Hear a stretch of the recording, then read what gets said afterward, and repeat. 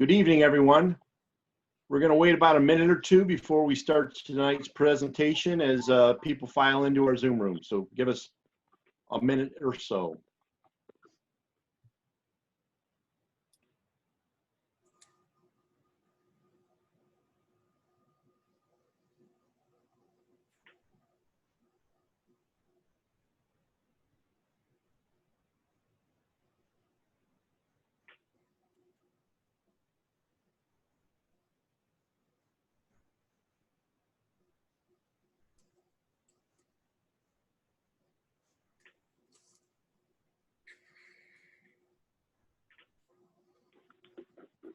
We'll begin tonight's presentation here very shortly. Still waiting for a few people to file into the Zoom room.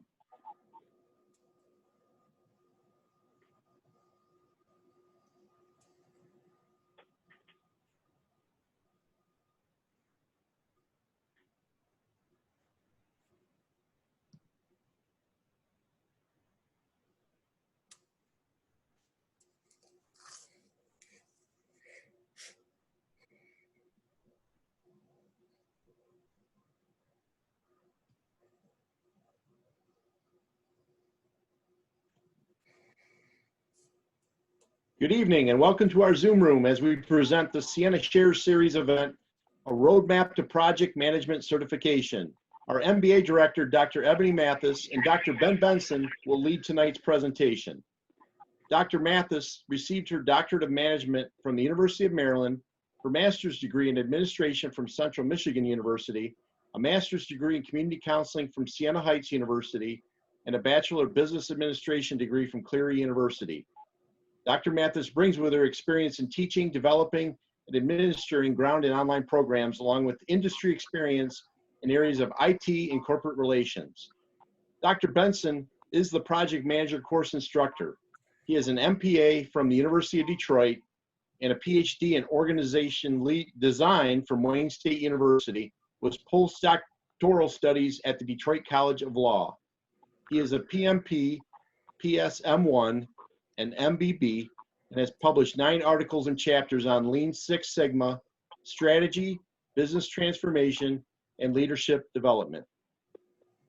Please save your questions for the end of the presentation in our Q&A area, and also feel free to use and follow our chat function during the presentation. At this time, I would like to introduce our presenters, Dr. Mathis and Dr. Benson. Thank you so much, Doug. And thank you to our attendees who are here tonight. It's a pleasure to talk about the project management certification prep course that we are offering under the MBA. And just a quick background on the MBA. Around 2018, we launched the MBA program for the very first time that we've ever had such a business program at the grad level like this. And it was very successful. We had a very successful launch. And so we started looking at one specialization. So, you know, that led to the MBA with health, MBA with cybersecurity, MBA with accounting. We also have the accelerated bachelor's MBA to allow the CAS student to come into the MBA. We also have the dual MSN MBA program. So we have these, you know, these branches of this tree. And so that also led to, okay, let's take a look at our current project management course that launched under the MBA. We recognized that that course didn't lead to certification. It was just pretty much a high-level overview of project management concepts. And so we had students who took that class, you know, come to the professor and say, you know, does this lead to certification? You know, they were very interested. So we listened to that student feedback. So I then met with Dr. Benson. We sat down to take a look at what we could offer and how we could prepare students to go on to sit for the project management professional exam, certification exam, that is through the PMI, the Project Management Institute, which is the industry standard for delivering this, this exam. So we looked at how we could come up with a product to, you know, in this course to prepare students, because we didn't just want our students to walk away with just, you know, concepts. We wanted our students to be prepared to go off and take that exam. And then we looked at bringing in a membership. So when you take this course, it comes with again, the project management exam voucher, as well as the membership with the PMI Institute, so that you can get the latest information on project management, what's happening in that space, job opportunities, being able to network with other PMP students and professionals. So very groundbreaking, course under the MBA program to prepare our students, because again, we listen to you and we look at what you want and what we know would, lead to your success, in a career. So projects are at the heart of, every organization, their mission to, accomplish their goals. There's a project. I was thinking about, when I worked at GM many years ago, and how I was in charge of putting on the golf outing for the employees. And so at that time, that we had, under the project management certification, you had the orange belt, and you have the green belt. So I was an orange belt, and I remember taking what I learned from that orange belt certification under project management, taking some of that to plan that, the employee golf outing. So, even down to just doing fun things on the job in project planning, to the more, critical aspects of, what the organizational dynamics are that leads to these projects being delivered and, being delivered successfully. We want to prepare you for either aspect in an organizational setting. So, and I'll take a stop there, and I'll let Dr. Benson give his perspectives. Thank you so much, Dr. Mathis. And thank you, Doug. Thank you, Lysel, for organizing this event. I'm really excited to share the information about the project management certification. And again, it's really an MBA program and an MBA class relating to project management, but with the addition of the information regarding the PMP, standing for the Project Management Professional. And so many people, and I think any project managers who may be participants in this meeting will attest to this, an annoying but somewhat important question that comes up in project management from time to time, whether we're in a nonprofit or a for-profit, a small company or a big one, is when someone is introduced as a project manager, the ubiquitous question, are you a PMP? And I'd be pretty crestfallen if I'm a newly minted MBA and I've gone through all of the classes and all of the work that's associated with that, and then someone says, well, the bar is just this much higher. So how much better is it to have in front of that, not just based on, as Dr. Mathis said, what the students have requested, but also what we're seeing as industry trend, higher education trend, and certainly something that these hiring managers seem to want, and that is this PMP certification. And I think for good reasons, as our presentation should show in just a moment. So let's go through some of these slides. And as we do, please try to think of any questions or comments that you'd like to share so that we can continue in the spirit of a robust discussion with the panel at the end. A little bit of background on this field of project management.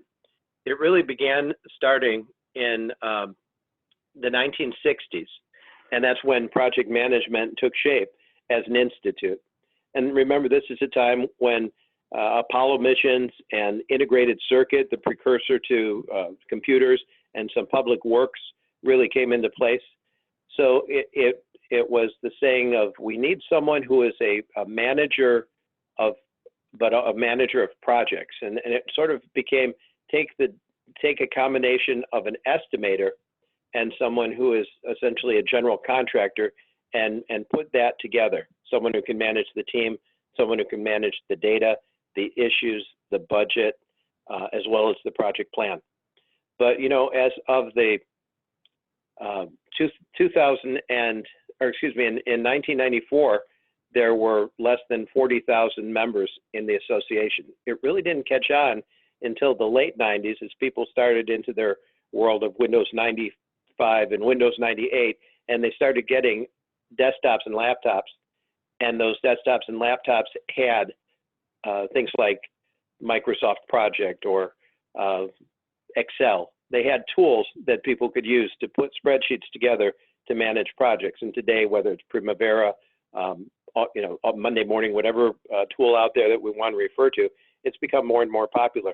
so that we saw in the field of, in PMI proper, Project Management Institute, by 2008 had 1 million members, and today Project Management Institute has over 2 million members, and get this, over 1 million PMPs worldwide.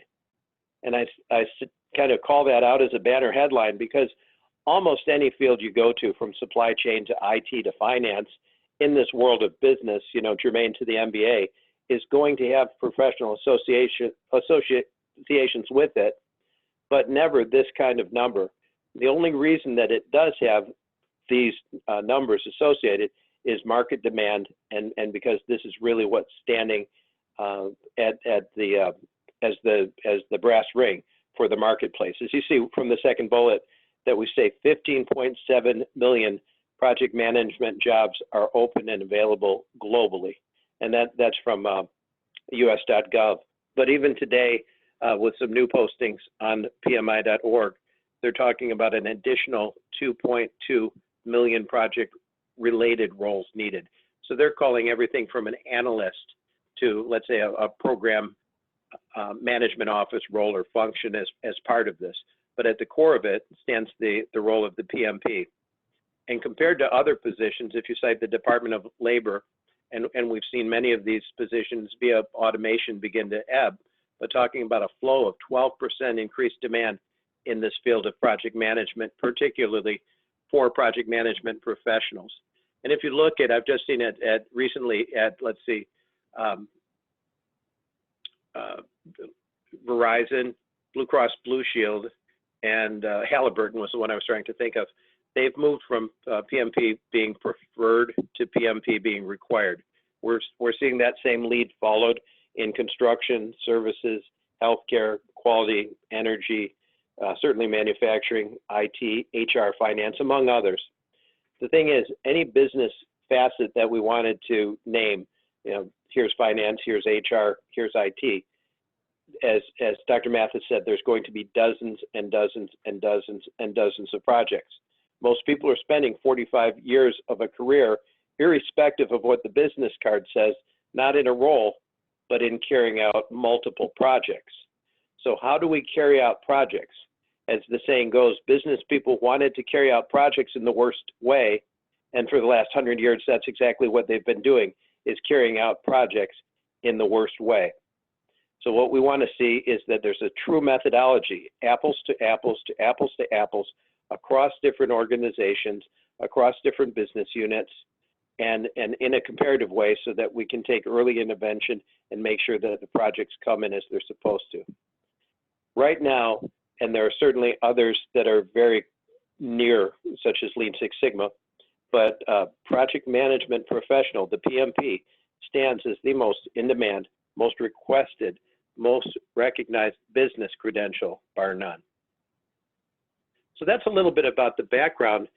PMI offers the PMP exam, and only this year did they make it where it is 24/7 done online. So one can take it from home.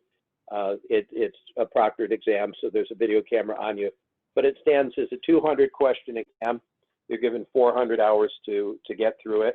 And that sounds pretty onerous, doesn't it? But the good news is all of the questions are A, B, C, D.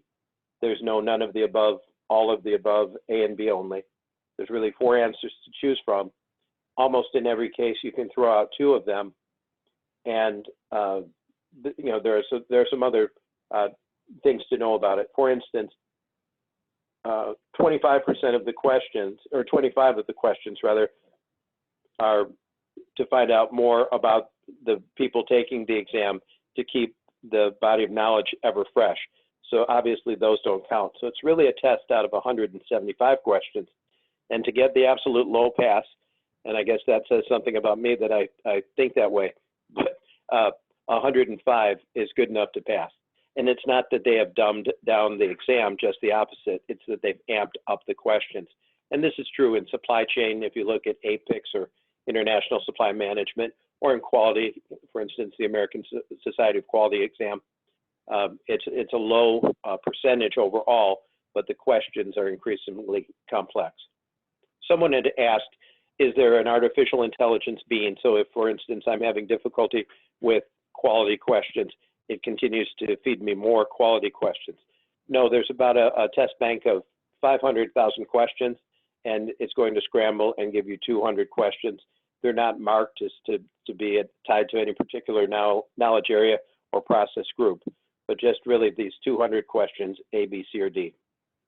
And it's going to test your acumen on the project management book, or as we call it, body of knowledge, the PMBoK, which is currently in its 6th edition. And it moved to its 6th edition in the year 2018. Typically, it changes about every 3 years, so we expect there will be modifications in about mid-year 2021. There were modifications announced, and then those were put on hold thanks to COVID. And so it'll probably be mid-year that we'll get modifications to 6.0, and perhaps another calendar year maybe from that change. So I would say it'll be 2022 before we're seeing a 7.0 from everything I understand.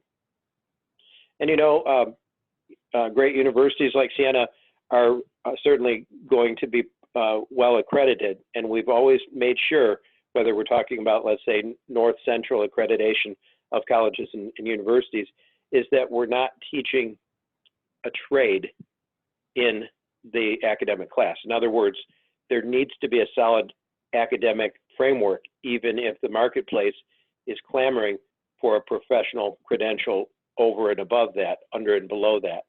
So with respect to a class like the MBA 657, we really tried to take a richer and fuller look at the project manager overall, everything from the day-to-day realities to the ethics and professional standards that we're going to face. And then in the context of that, really think about how PMBoK, this project management body of knowledge, fits into it.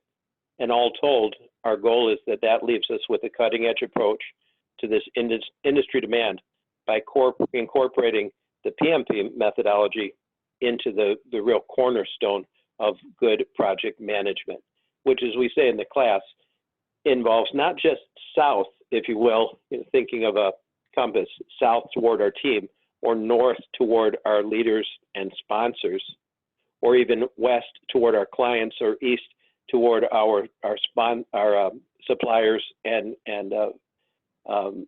fellow functional managers. But really, in all directions, we want to make sure that we're doing the right thing as project managers. Just that we have one more arrow in that quiver, and that is the PMP knowledge, skill, and ability.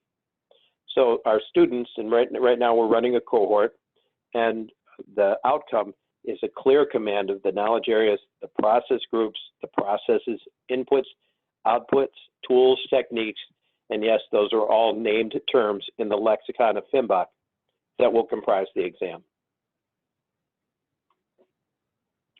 So some of the trends that PMBoK, project management, and just general business follow, and I wanted to lay out 3 right now that, as a former partner at Accenture and as a global consultant right now, consulting to one of the biggest company in the world, Aramco, an oil and gas company in the Kingdom of Saudi Arabia for 300 billion revenue per annum.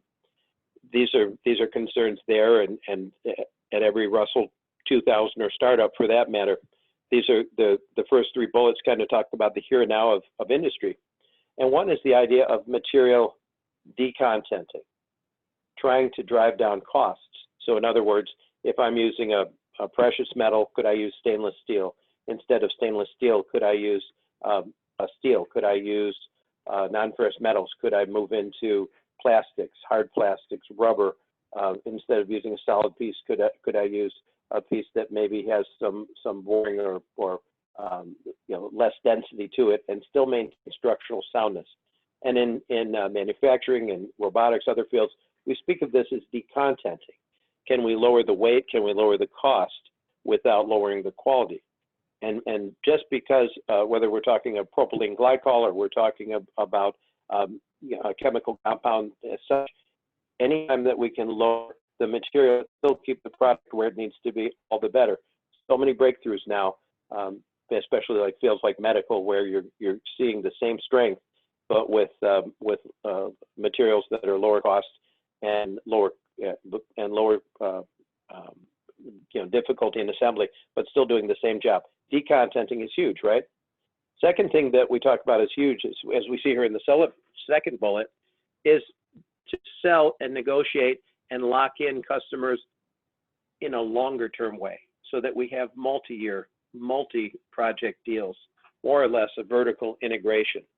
So instead of competing to win the cockpit of a 2028 vehicle at General Motors, and having General Motors put me up against 3 or 4 other companies that make interiors, instead we're seeing relationships, as an example, where maybe I put up $30 million and we begin to work together, the OE manufacturer and that tier 1, to build and invest in product development together.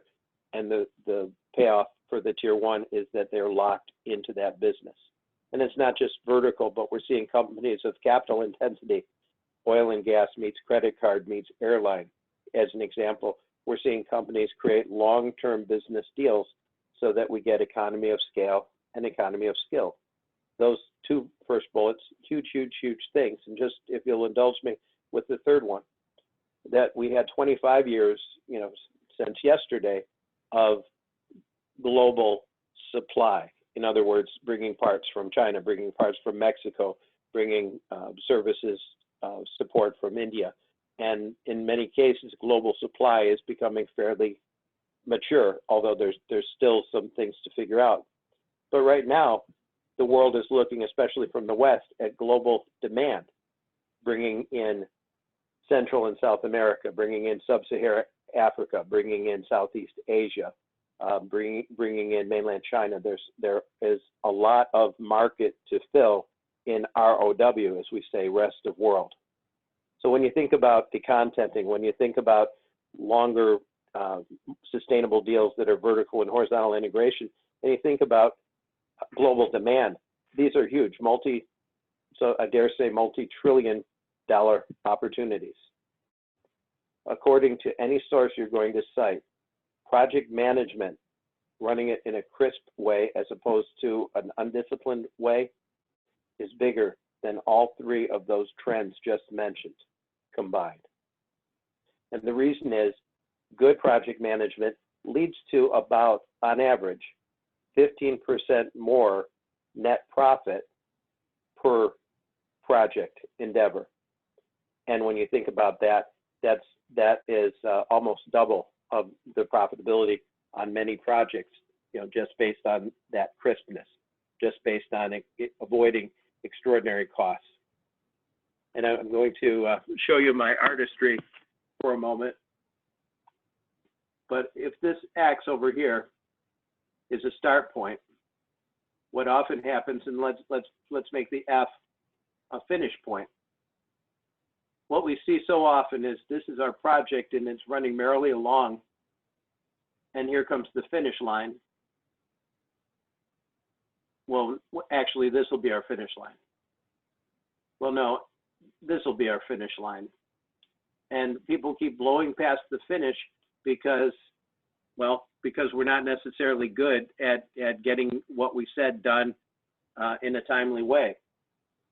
Other industries where that finish is non-negotiable, this finish has to be the finish, and we start the job, and then all of a sudden we begin to fall off before too long, and then we realize, oh my goodness, I'm going to have to do something extraordinary, something Herculean, like bring on overtime or bring on other people to get the job done, expedite my material. So we run into these extraordinary costs.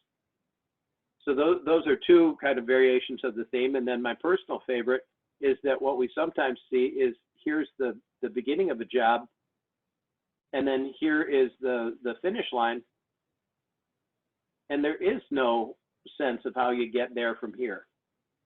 So what happens is this project team goes on its merry way, and maybe ultimately they hit that finish, but my goodness, how much muda, as the Japanese would say, how much waste was there along the way? So whether it's because we blow past time, whether it's because we're bringing in extra financial resources or just a lack of clarity in our thought and approach. Any of these things can be lethal, you know, and can really take down a project. So these are concerns that we look for and look to mitigate.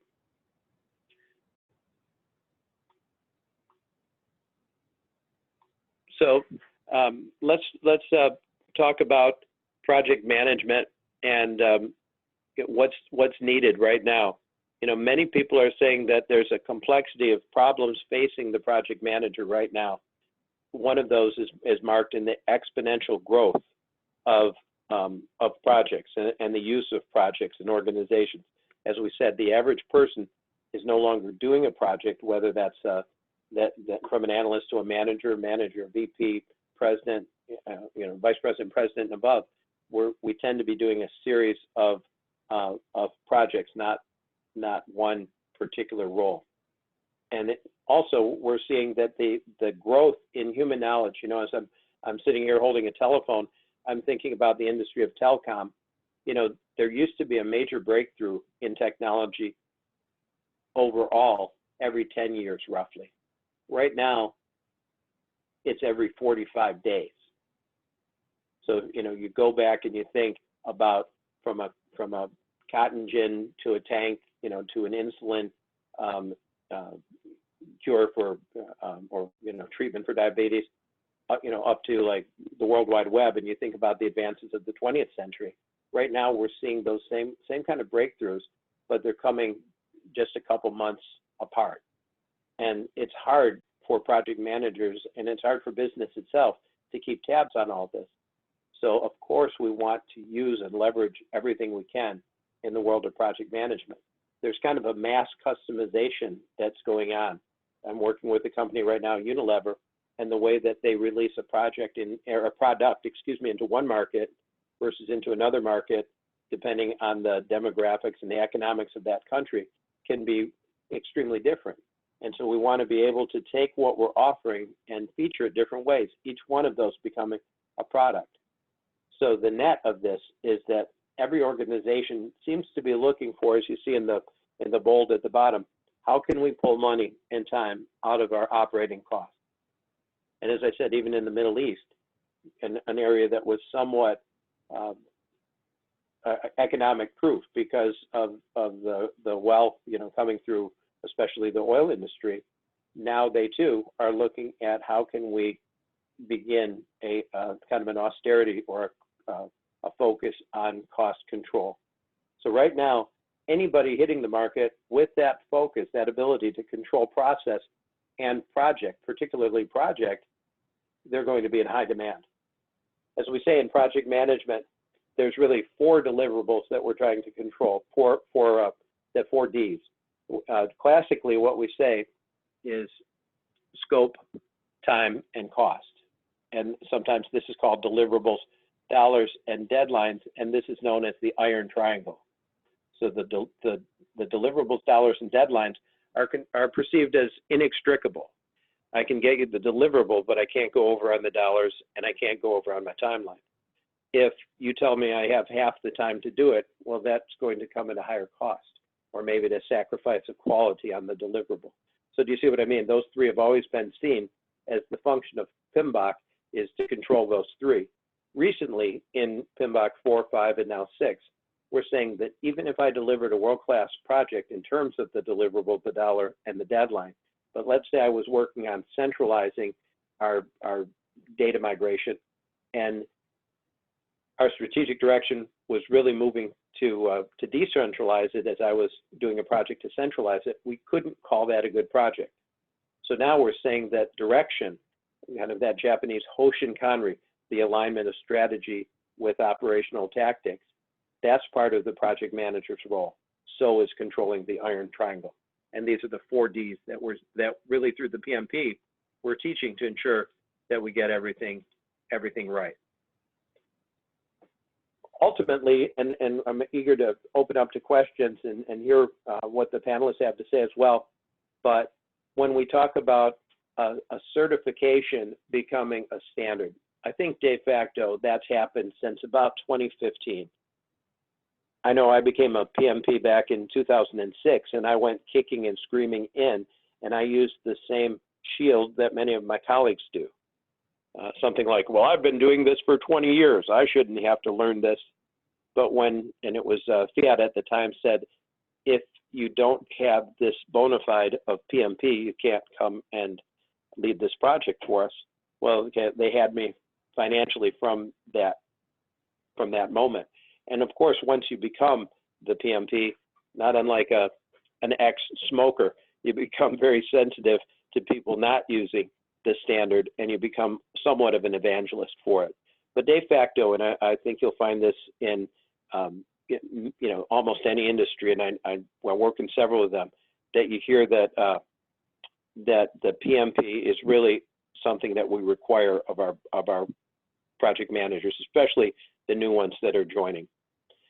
So we look at standards like the college degree, and certainly there are great roles that haven't required the degree, but we've seen the college degree over the last 30 or 40 years become a de facto business standard for success, and some would even argue that's the graduate degree for being a cut above or even at pace with our peers. We've seen the same thing in the whether I'm talking about R or Python, or whether I'm talking about ERP or something as basic as like Sun or Cisco or Microsoft. There are certain certifications that technologist has said are de facto required within the industry. The registered nurse versus, let's say, a licensed practical. The certified public accountant rather than just merely a general accountant. The Six Sigma side instead of someone who is doing quality work without it. And I think business is once bitten, twice shy, as the saying goes. We don't know, not to pick on any university, but let's just take Ohio State. I don't know what an MBA out of Ohio State knows or doesn't know. I don't know what was covered in that class. But if that same individual now demonstrates or is able to display that he or she has the PMP, I know exactly what that means. So we're taking the guesswork out so that we're not getting people who are full of theory, light on practice. We're getting the best of both worlds. And you're even hearing recruiters and hiring managers begin to use the term degree plus. In other words, Kendra, I have a file here of possible candidates. The pile in the left are our degreed, and the pile on the right are our degree plus. So it's becoming a differentiator. Working in India, there's 7 million graduates a year as opposed to the US where there's 1 million. And it didn't take long in that very, very, very tight market for people to realize that there's a need to differentiate, to be good looking, to be young, to be degreed, to have a degree from a top university, to have good grades. All those became somewhat a yawn. That doesn't differentiate you from this other wonderful pool of candidates. What does? The certifications. So it's helping align people with career expectations, especially speed to proficiency, career path, and high potential. Fast track and promotions. All of these are things that we can directly cite, relating to the PMP. And just a final note, if you go to PMI.org, there's a banner headline that they put out just this week that says the median income of a PMP versus someone who is doing project management work with the title of project manager but without the PMP is 25% higher.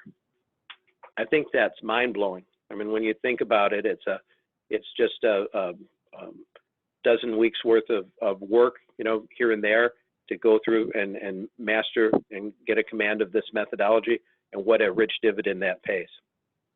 So really, that's the conclusion of our formal message here, and wanted to thank you for taking an interest in this. And if I may, I'd like to widen things and open it up to some of our questions and discussion points. I also wanted to ask Dr. Mathis anything over and above that you'd wish to add. I think you nailed it. Yeah, I too would like to hear from our attendees now. Very good. Well, Dr. Benson, Dr. Mathis, no outstanding questions at the moment, but I'll try to maybe kickstart the conversation here.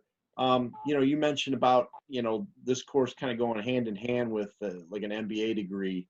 What would be the other maybe ROI potential for taking this course? What are some other advantages you can see from completing this course and then becoming a PMP? Mm-hmm. Doug, I'll take a swing at that if I may. And Dr. Mathis, please, anything you wish to add, of course. But over and above the PMP, let's say making a person marketable, is making a person competent. And I mean that in terms of, let's say I join a startup or a smaller firm, a Russell 1000. I would still say that we see 30 or 40% of organizations, and they're not using these tools and methods and standards. And let's just pick on higher education because we probably fall on that side. I was working with a community college, one of the large community colleges in the state of Michigan. I'll leave it at that. But I was brought in for an offsite, and it was with the president and her group of 30. So we had the head of legal, we had all the deans, you know the drill, the VP of procurement, all the leadership of the campus. And they were doing a nice offsite of 4 days, mostly around leadership. And I was brought in, and I was given all of half a day to talk about project management. And my fundamental question was how can we be leaders if we're not controlling our projects? And once we had built a trust, because I sure didn't want to embarrass anyone, I asked each of the 25 to list the top 25 projects that are underway on that campus. And you probably can guess what happened is, maybe the person from legal or the person who is, from the in charge of athletics. Everybody had kind of a different perspective of projects, one or two that are in their area. But in terms of understanding what the criticality was of the projects, what the dollar amounts were, what their state of readiness was in terms of were they running over or under budget, on time or behind schedule, there was not any goal or role clarity. And that's something that's worth reinforcing, goal and role clarity. So in answer to Doug's question is, what do we bring as PMPs? We bring, and I use the term crispness. You heard me say crispness. We bring the ability to plot out the projects, ensure they have a charter, ensure that we have a status meeting. We know what the issues are. We're driving those issues. We're closing them sooner. It's leading to higher morale, higher profitability, and better throughput. So instead of doing 25 key projects, perhaps we can do 30. I think, as we look into the next 5 years, we're going to see more organizations become hungry for this sense of discipline, because let's face it, every dollar counts, and waste doesn't help anyone. It doesn't help employee, stockholder, and customer. And I would also like to share that, what will this do for me? Well, number one, having that PMP on the resume can certainly help you stand out. So you've gotten the master's, let's say you have the 10 to 15 years experience in the workplace, and maybe you're going up in an interview and you're going up for that job among others who have that same qualification. But then you show up and you have this PMP certification.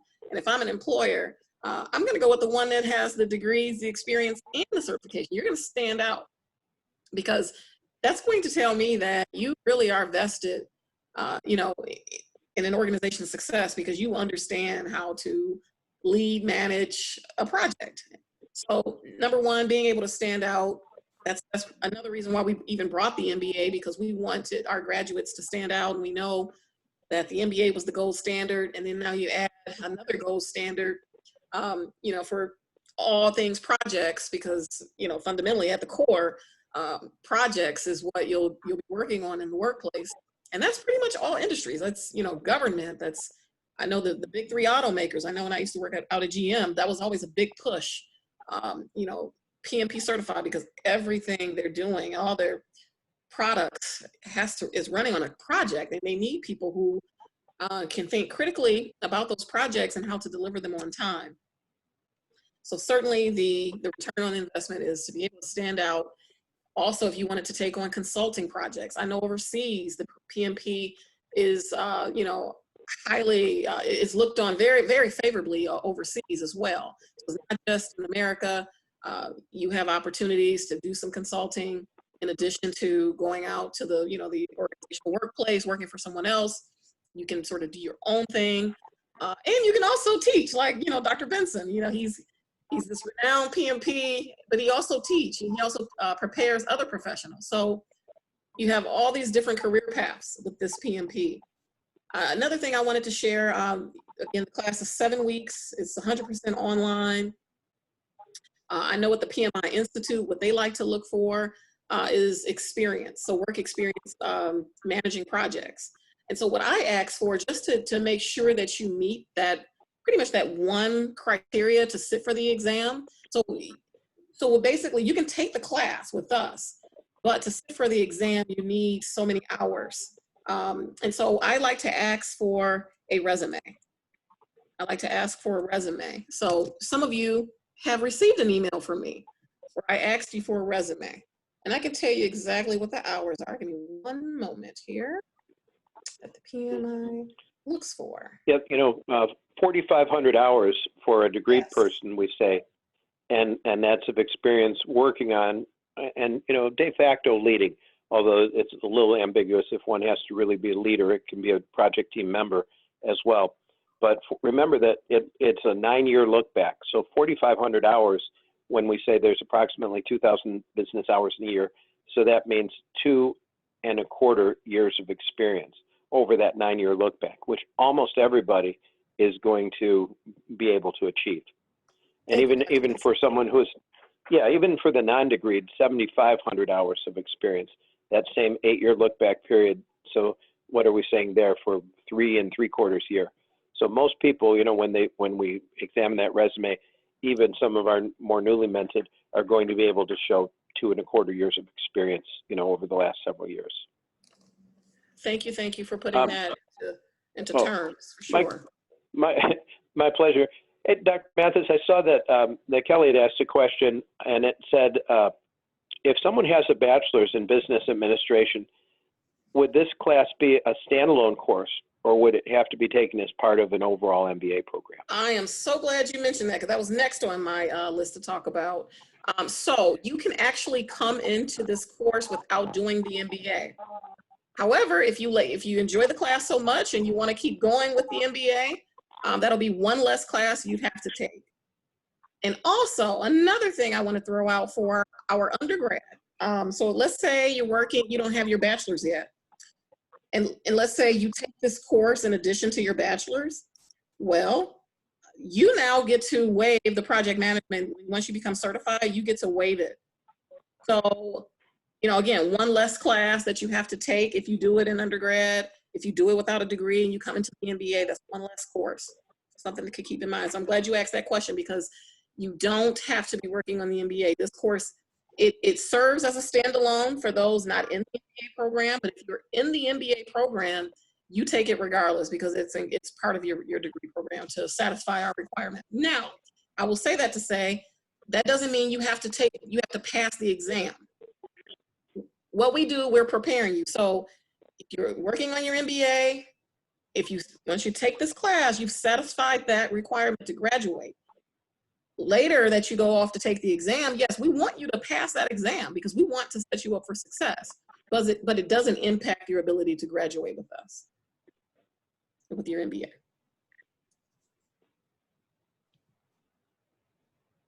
Okay, excellent. I don't see any other questions. We have a little bit of a shy audience maybe tonight, but I'll give everyone one final chance if there's any other questions out there before we call it a night. I'll pause just 1 second.